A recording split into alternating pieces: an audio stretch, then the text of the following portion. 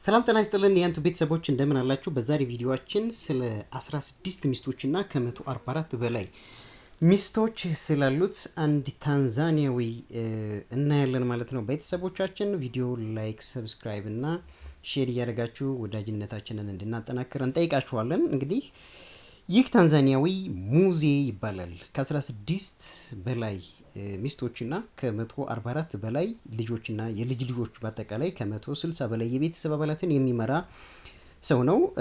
ህይወቱን ምን እንደሚመስል እንግዲህ ባጭሩ እቃኛለን ማለት ነው።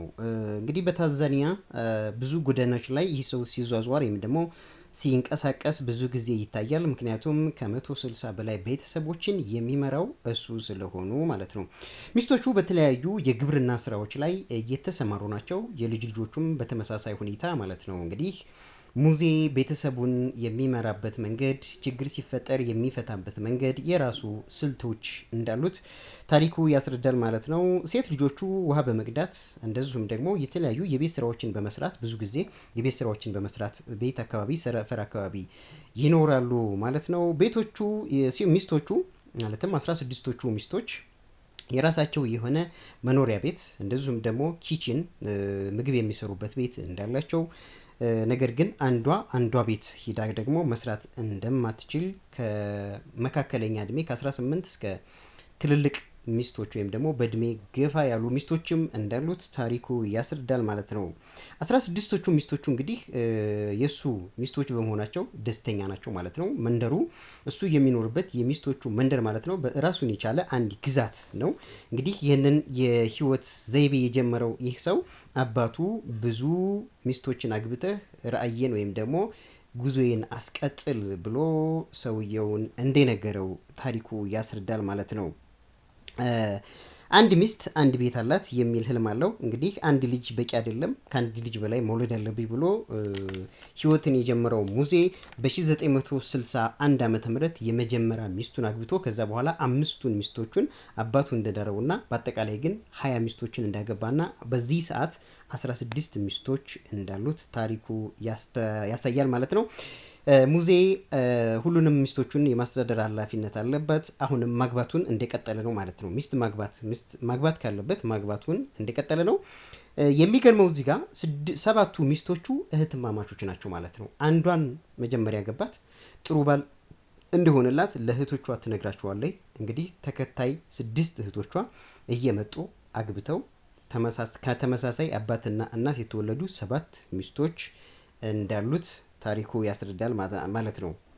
እያንዳንዳቸው ስራቸውን አውቀው ይኖራሉ። የራሳቸው ማብሰሊያ ቤት አላቸው። የራሳቸው መኖሪያ ቤት አላቸው። ራሳቸው የግብርና ስራዎች ላይ ተሰማርተው በመቆፈር በማልማት ላይ የሚኖሩ እንግዲህ 16ቱ ሚስቶች ከ10 እስከ 4 ልጆች ያሏቸው ናቸው ማለት ነው። በአጠቃላይ ሚስቶቹ ራሱን የሚያየው እንደ መሪ ነው። ምክንያቱም ትልቅ ቤተሰብ ነው የሚመራው። 17ቱም ሴቶች የራሳቸው የመኖሪያ ቤት፣ ማብሰያ፣ ክችል፣ ቤተሰብ ማብዛት ሌጋሲ ነው ወይም ደግሞ የአባቴን ራዕይ የማስቀጥልበት የህይወት ዘይቤ ነው ብሎ እንግዲህ ይሄ ሰውዬ የተለያዩ ጎጆዎችን፣ የተለያዩ መኖሪያዎችን፣ ኢኮሲስተሞችን፣ በቂ የሆኑ የመኖሪያ ስልቶችን ነድፎ የሚንቀሳቀስ ታንዛኒያዊ ነው ማለት ነው። ስለዚህ 16ቶቹም ሴቶች የተወሰኑት ወጣቶች ናቸው፣ የተወሰኑት ደግሞ አርጊቶች ናቸው። እና ይህ ቤተሰብ እንግዲህ በትዕግስት የሚኖር የራሱ የሆነ መኖሪያ አቅም ያላቸው ተራ የሆነ ህይወት አይደለም፣ ትልቅ ቤተሰብ ነው። he was a man keep 16 wives a day ይላል።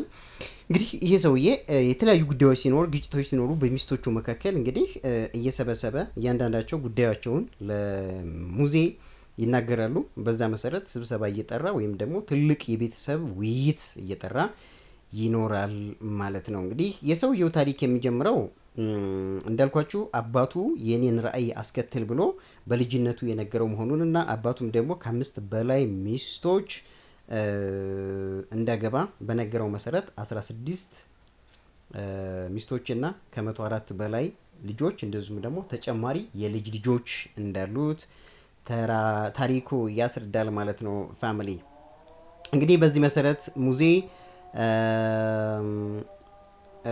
አባቱ በልጅነቱ እንደነገረውና ይህንን ራዕይ ይህንን ሌጋሲ ማስቀጠል እንዳለበት ትልቅ የቤተሰብ መሰረት መጣል እንዳለበት ነግሮት እንግዲህ ያንን የማስቀጠሉን ኃላፊነት እንደቀጠለ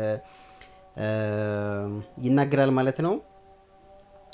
ይህንን የቤተሰብ መሰረታ እንግዲህ ሲናገር አንድ ወታደር ለጠላቱ መተኮስ ወይም ደግሞ ጠላቱን ተኩሶ እንደሚገልሉ እሱም ደግሞ ይህንን የቤተሰብ ሚስቱን በ1961 ሲያገባ የመጀመሪያ ሚስቱን ልክ ጥይት ተኩሶ ጠላትን እንደ መግደል አይነት ወይም ደግሞ እንደ ትልቅ ስኬት አድርጎ እንደወሰደው ታሪኩ ያስረዳል ማለት ነው። ይህንን የሚገርም ታሪክ እንግዲህ ቤተሰቦቻችን ለወዳጆቻችሁ ላይክ፣ ሼር እንደዚሁም ደግሞ አዲስ ከሆናችሁ ለቻናላችን ሰብስክራይብ እያደረጋችሁ ይህንን ገራሚ የሆነ ታሪክ ወደ ታንዛኒያ እያገራናችሁ ነው። የመጀመሪያ ልጁን የወለደው እንግዲህ በ1962 እጣ ፈንታው አድርጎ ጀመረው። እንግዲህ ኤርንስ ሙዚ ኤርንስ የመጀመሪያ ልጁን በዛ ጊዜ አየ ማለት ነው። ከዛ በኋላ እንግዲህ የመጀመሪያውን ካየ በኋላ ቤተሰቡን እያሰፋ አንድ ልጅ በቂ አይደለም በሚል ፍልስፍና እንግዲህ ብዙ ሴቶች ጋር በመድረስ ብዙ ልጆችን ከ4 እስከ 10 ዝቅተኛ የሙዚ ሚስቶች 4 ልጆች ያላቸው ከፍተኛ ደግሞ 10 ልጆች ያሏቸው ሚስቶች እንዳሉት እንግዲህ ታሪኩ ያስረዳል ማለት ነው። ቤተሰብ የሙሴ ሚስቶች አፈር ወይም ደግሞ ለማፈር ህይወታቸው እንደሆነ በተደጋጋሚ ይናገራል። እያንዳንዳቸው ሚስቶቹ የራሳቸው የሆነ የመኖሪያ እርሻ ቦታ እንዳላቸው የበቆሎ ምርት፣ የተለያዩ አትክልትና ፍራፍሬ በማምረት ወይም ደግሞ በመቆፈር የሚተዳደሩ ናቸው። እንግዲህ ይሄንን ኃላፊነት ሲወስድ ሙሴ አንድ ልጅ ማሳደግ ቻሌንጅ ነው ወይም ፈተና ነው ብሎ ይወስደዋል። 5 ልጆችን ማሳደግ ደግሞ ሪስፖንሲቢሊቲ ነው ወይም ኃላፊነት ነው ብሎ ይወስደዋል።